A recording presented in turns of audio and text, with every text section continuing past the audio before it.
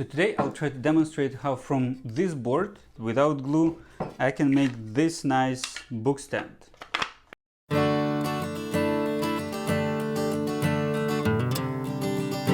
Let's start. First of all, I need to saw out a piece of board for this stand.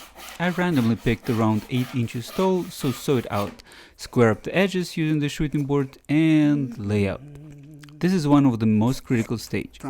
First, size up the bottom part around 1/3 of total height. I picked like around 3 inches. Then another line with the same offset as the width of the board, so it's around 3/4 if you're using 3/4 board, and the middle line.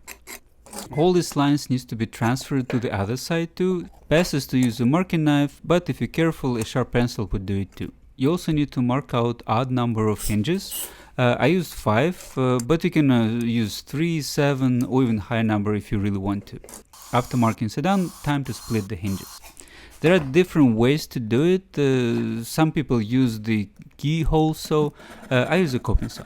In order to get inside, I'm drilling a small decorative hole, which is like around 1/8 of the inch. Now, happy chisel time. I started, but then realized that I probably need to make a small jig. The objective of chiseling out is to have the exactly 45-degree angle, as you can see on the sketch. In my previous stands, I just did it by feel or like by look, and it results kind of varied.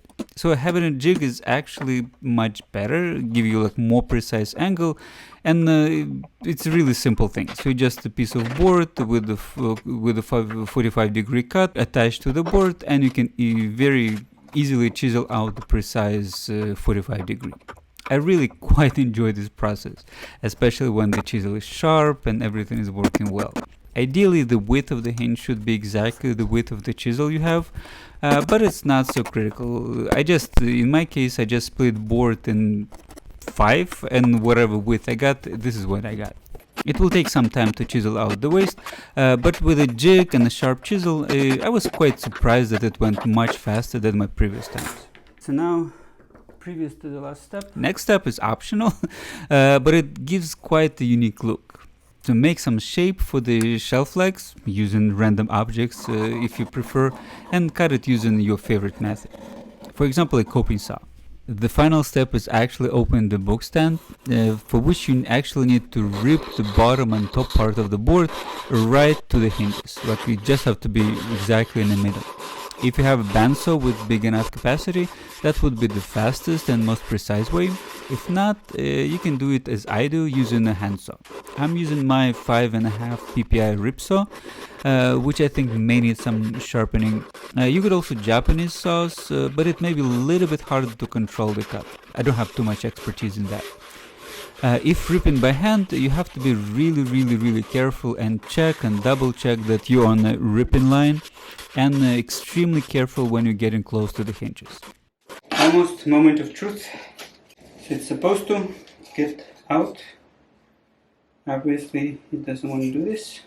After done with the cut, I actually had to refine the chiseled out hinges a little bit, as they were tiny bit shy from opening. And magic.